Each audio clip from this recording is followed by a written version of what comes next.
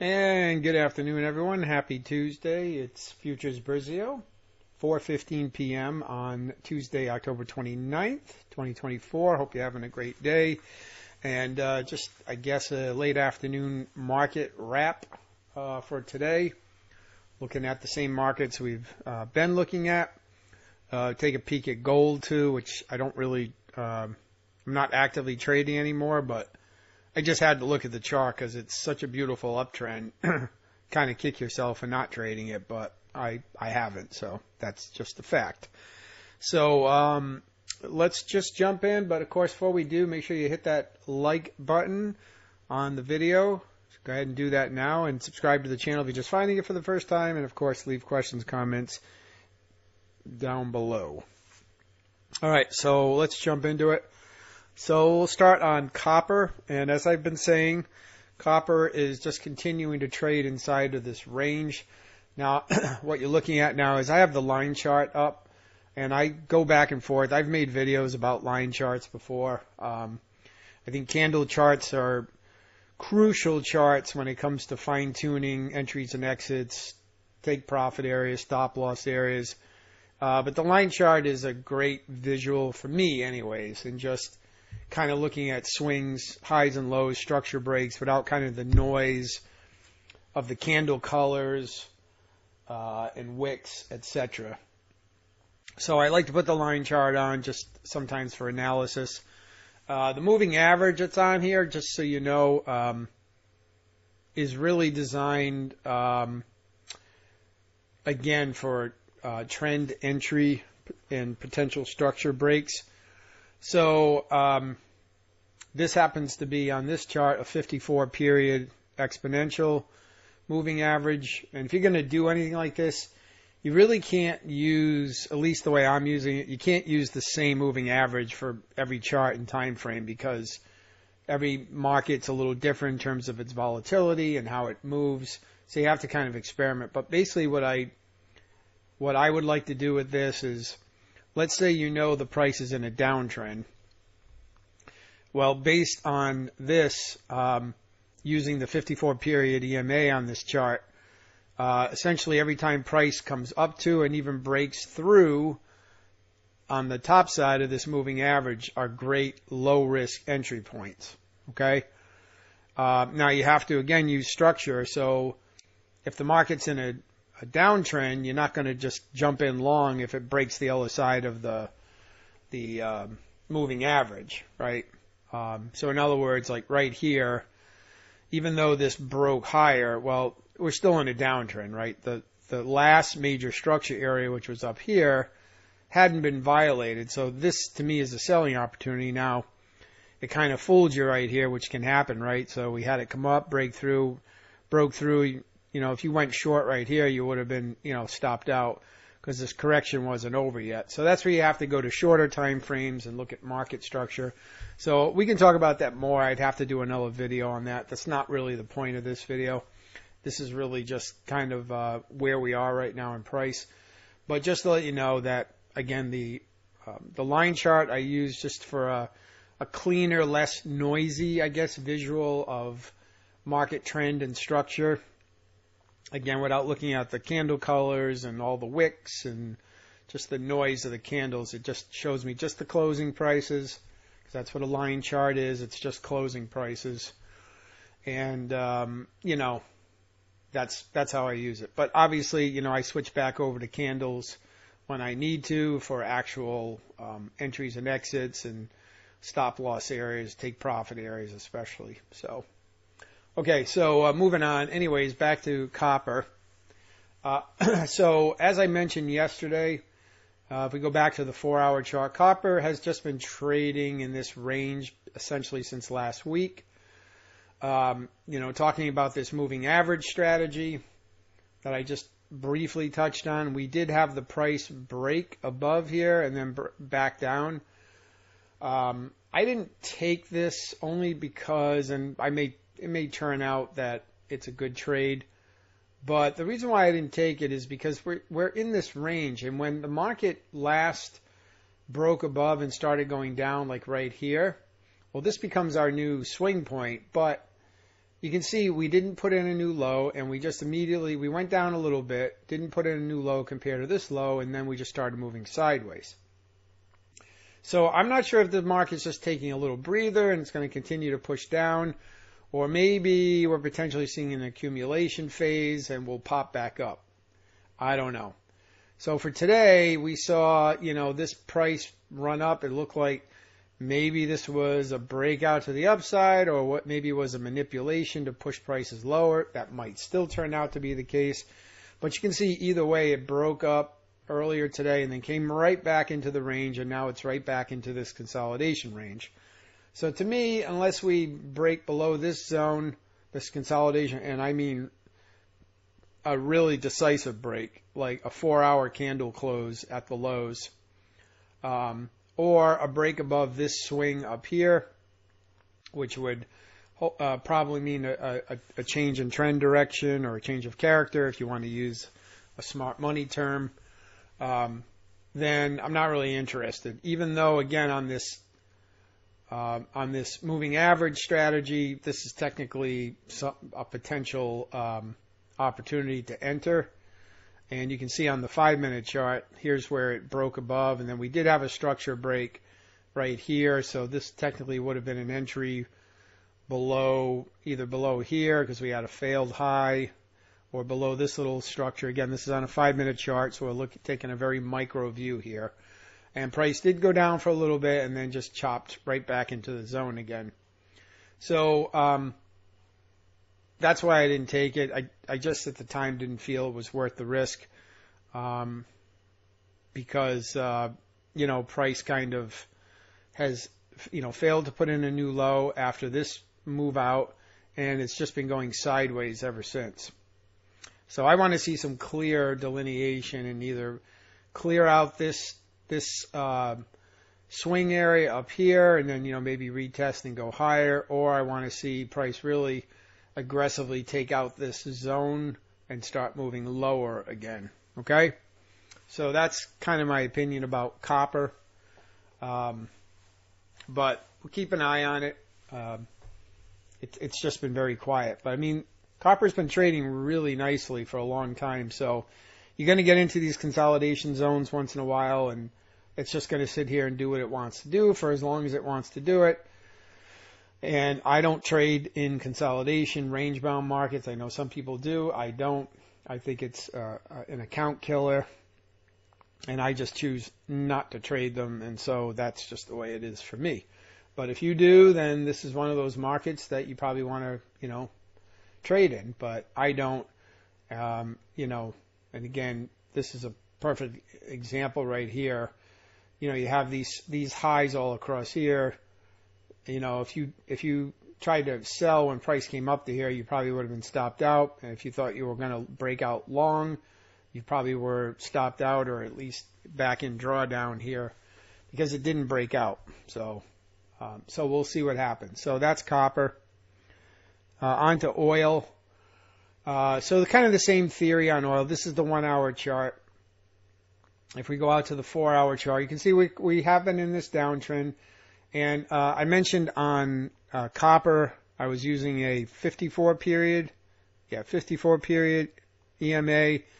Just to tell you again, you have to vary. This is a 21 period. And that's because just the way oil moves, I just, if you're going to do this, and it also depends what time frame you want to use. I like looking at oil on the 4-hour chart. It smooths out a lot of the volatility that you see on the shorter time frames. But you can see on the 4-hour chart, using this moving average, if you're going to wait for price to break below and take an entry, then you're going to miss some entries like right here and right here. So, but you can still use it as kind of dynamic support and resistance. So even though it didn't actually, like right here, it didn't actually close below here to give you a really excellent entry like it did over here and over here, you still could, could play that basically as a trend following, using the moving average as like dynamic support and resistance. But again, you have to know, where the market structure is. We did have a change right here. You can see right here, we had this little pullback, price went up, made a new high, and then we came down, we took out this level, and then we had, price pull up above the moving average. So this is not a long, this is a short, and that's what happened, right? Break a structure, retest back into the zone, prime area, right? Down here, broke above, chopped around, did go down, make a new low, and now we're trading down here, but, we have not come back up and retested or broke through this zone again. Now we might get another situation like this where price, doesn't come back over the moving average, and that's potentially a missed opportunity. Maybe that's where you need to either use a shorter moving average, or you have to go to a lower time frame, but then it starts to become like a self-fulfilling prophecy. You get a lot more noise. So I don't know. So that's kind of the plus and minuses of using things like moving averages. But it's just a way to help visualize trends. But at the end of the day, I'm still using market structure in the line chart and the candles just to see where the market is. The moving average is just giving me ideas of where a potential low-risk entry might be based on the trend and the structure. That's it. But, you could take this moving average off and just do the same thing. It's just like I said, when it breaks above, in the case of a downtrend like here and right here, that just to me shows, a great potential entry point to go long. We had this area here, then we had this pullback, great area to go long right here. So, but again, using this moving average strategy, this particular moving average on this particular time frame, this pullback and this pullback, unless you were using some other, methodology or going to a shorter time frame, you may have missed these two entries, which would be a shame. So that's the, plus and minus again of using moving averages. All right, so on to natural gas. So again, natural gas, here's the 1 hour chart. And you can see natural gas has been making tremendously easy to read market structure. I mean, look at this. Now on this one, I'm using a 34 period moving average. So again, a different moving average again. This is a 34 EMA. And you can see up, up, up, pull back into the moving average, great entry points.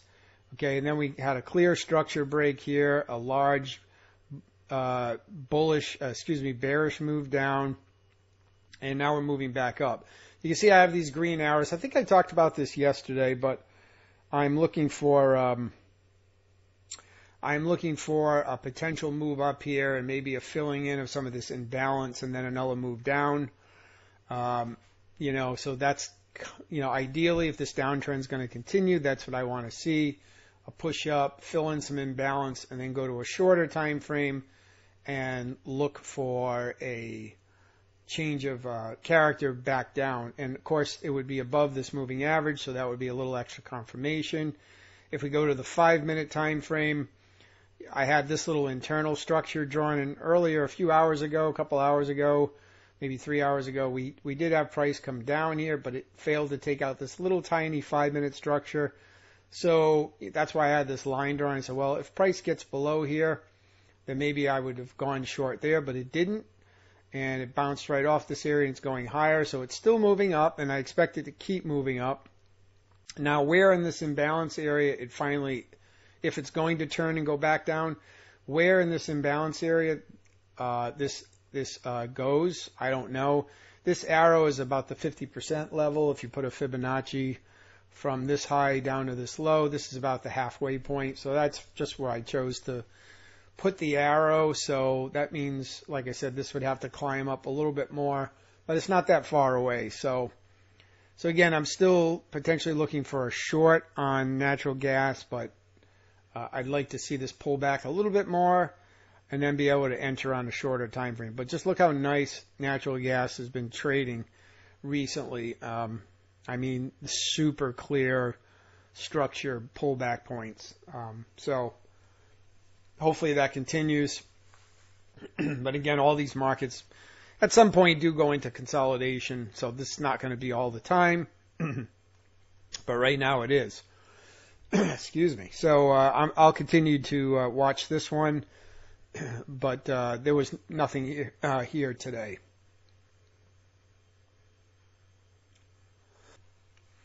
Okay, sorry guys, I had to get a glass of water there. I was eating a pretzel and it was like stuck in my throat. So anyways, so that's natural gas. Gold, like I said, I haven't been trading gold, but I just brought this chart up today. And you can see gold just continues to tear higher here. Where I know it goes even off my screen that you can see, but we're, continue to make new highs here. This is a 21 period moving average on gold here. And again, this makes great pullbacks here below this. This is the 4-hour chart. This continues to make, great areas to enter into low risk trades, right? Pull back below the moving average, higher below the moving average. Now in this case, this one wouldn't have worked out if you had gotten in right here on this move back up. It looks good, like in hindsight, if you saw this would have looked like a great place to enter, but this one wouldn't have worked out. But that's okay because, if you had your stop here, you would have been taken out probably. But all you had to do is wait a little longer, and it gave you another opportunity right here. And then we had another opportunity. This was, this might have been yesterday. Yeah, no, this was last week, the 23rd. So there was another opportunity here, right in here to go long based on the moving average break. And again, these are the low risk areas to look at it. And again, like I had talked about with, I think, oil, potentially you miss out on these opportunities because you're not going to always get the break below. But, there's an entry right here where it came and touched the moving average. You could obviously see that on a shorter time frame. You could just step down one time frame, maybe like to this 3-hour chart or a 2-hour chart. It still doesn't make it too noisy, but it still basically shows you those same entries. You zoom out a little bit, and you can still see, you would have gotten that entry. Again, this false entry, this one was a loser. But see, when you start going lower, you potentially set yourself up for more false signals. So you had a false signal here, then you had another one here, and maybe even another one here, and then finally way down here you got the actual signal. But this is where you want to use market structure, like on a shorter time frame. And again, I don't want to make this about these individual trades, but if we just look at that area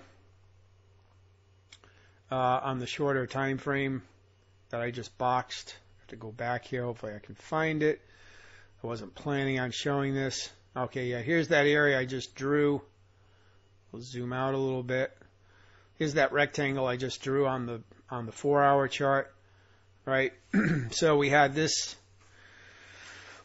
move up, false break.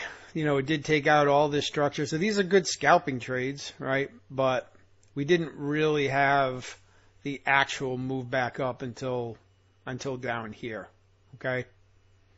So that's going to happen, and that's what I mean. Like, the more that you step down in time frames using things like moving average strategies, the more risk there's going to be in terms of false breakouts. So while you might miss some trades using the little bit higher time frames, you might miss some entries. The ones that you do get should be more reliable, just based on on the fact that you're buying your time a little bit on these entries. So that's gold, just continues to tear higher. So there's no trade here right now.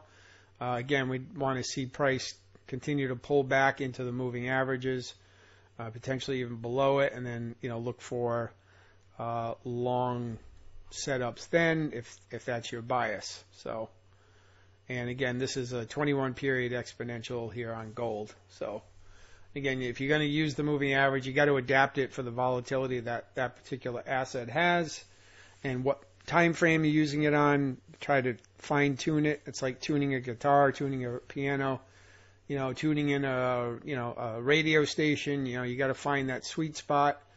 It's not ever going to be perfect, but you find the area where it's where it kind of makes sense to set it. Okay, so that's gold for those of you that trade gold. So I think there's a lot of uncertainty right now. We have U.S. elections coming up next week, so the market's kind of flight to safety on gold right now, and just a lot of geopolitical things, and Inflation is still out there, so gold continues, and silver too. If you look at a silver chart, it looks pretty much the same. Precious metals are going to continue to thrive in those type of uncertainty environments. And with things like, copper, it's an industrial metal, so clearly there's a lot of parity, and the market's pretty happy with where price is right now. There's nothing fundamentally really to push it higher or lower. So until that changes, whether that's politics or whether it's supply and demand issues with copper, I don't really see that this is going to change. So I'll just be patient with copper and wait for a breakout when it occurs. So anyways, I'm going to leave it there, guys. Hopefully that helped. It's been kind of slow. At least from the way I trade, I have missed a couple of entries, based on my criteria, but I'm just going to sit and wait and hopefully get a good opportunity here soon in one of these, and we'll just chug along here. So again, I hope that was helpful. Again, make sure you smash that like button and subscribe to the channel. If any questions or comments, leave them down below. I hope you guys have a great rest of the day, and we'll be back with another video soon. Okay, guys, thanks.